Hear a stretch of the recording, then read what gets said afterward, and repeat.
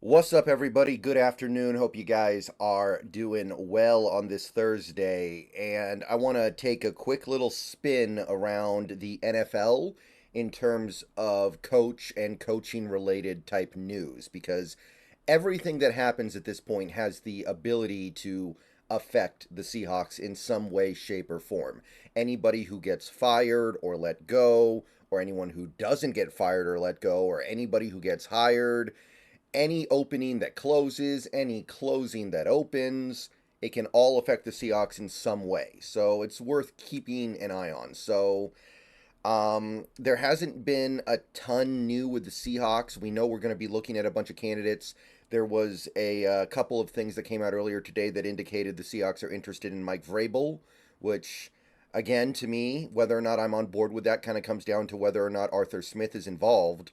But there is now reason to believe the Seahawks are at least going to take a look at Mike Vrabel, which, hey, I support that. I got no problem with that for sure. I think it would be an upgrade over what we had, and I think in the right context, it could work. But most of the news, the stuff that, again, not directly relates to the Seahawks, but tangentially relates to the Seahawks, is happening elsewhere. Like, for instance, what's going on in Philly. It seems like Nick Sirianni is safe in Philadelphia. We're not sure yet. Jeffrey Lurie and Nick Sirianni will meet at the NovaCare complex tomorrow for the end of season interview. This is from Kelly Greenhour on X here. And it's possible something could happen in that meeting that changes the Eagles' minds and they decide to let him go.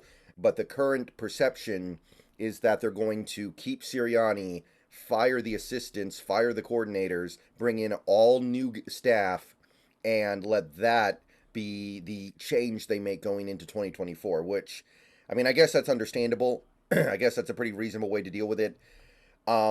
Personally, I'm very happy that the Philly job is not open because to me that is a very appealing job.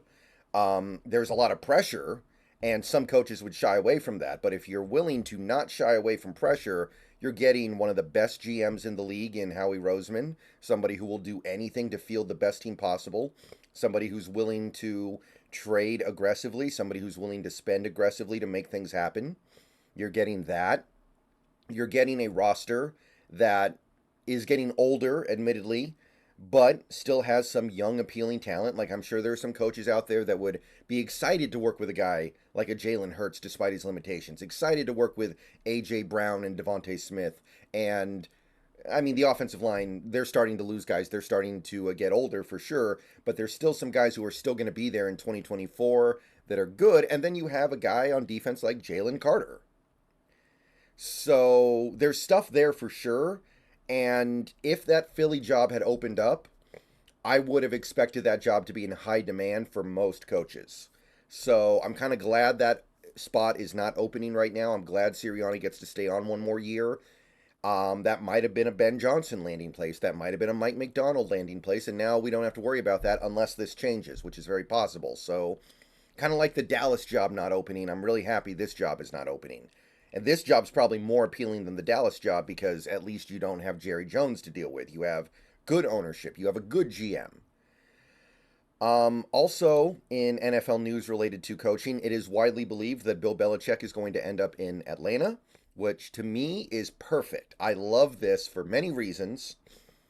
First of all, I didn't think Bill Belichick had any chance of coming here, so I'm not even thinking about that. I didn't think we would want Bill Belichick.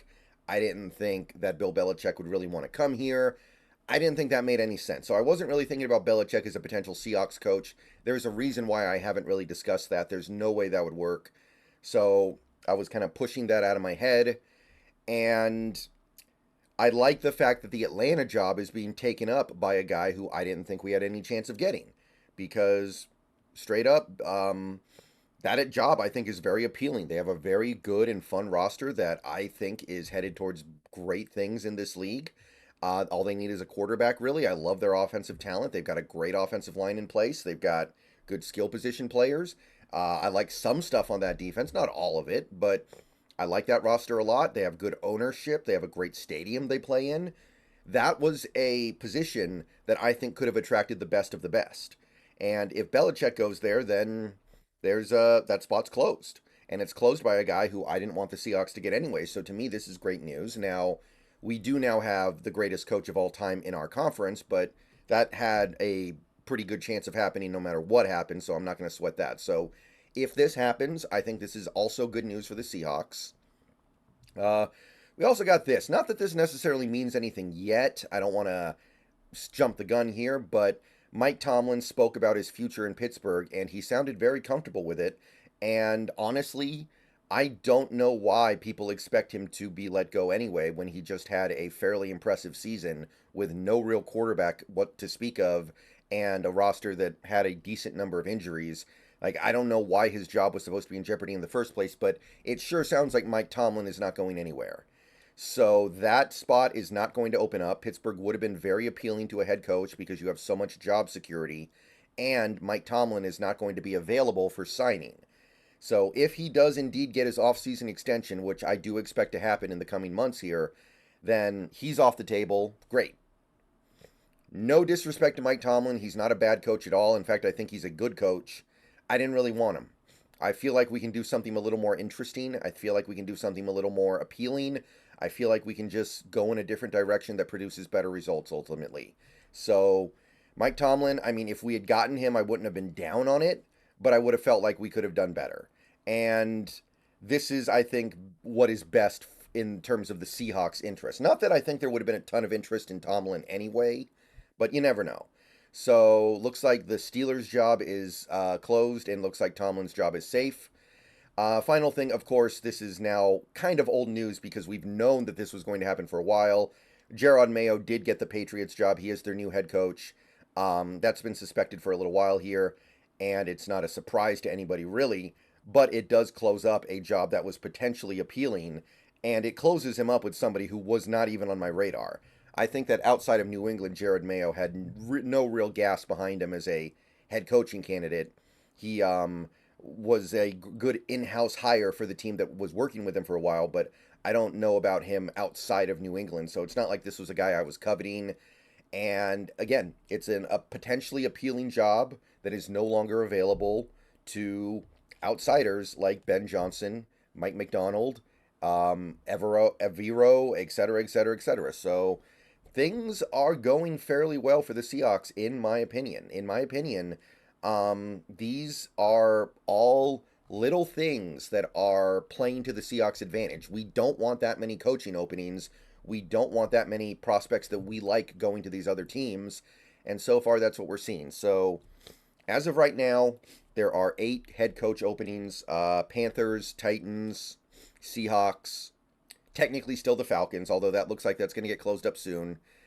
Chargers, Raiders, still not really hearing much about whether or not the Raiders are just going to go with Antonio Pierce. They seem very resistant to it. But as of right now, it seems like that's probably where they're going to go. And who am I forgetting? I think I already said Seahawks, so I don't think it's Seahawks. It's, no, Bears didn't fire their guy. Okay, I think I'm forgetting one team. Okay, I already said the Patriots already took care of their situation. Oh, Chargers, okay. So far so good. Let me know what you guys think about all this, but I'm pretty happy about the way things are going across the NFL right now. Obviously, guys like McDonald and Johnson can't get hired right now, or Canales, because they're still coaching in the playoffs, but we're seeing some potential openings start to close the door with those guys still active in the playoffs. All right, I'll see you guys later. Go Hawks. Probably see you guys on Twitch tonight. Going to be streaming with the Hawks Nest tonight as well. Hope to see you there.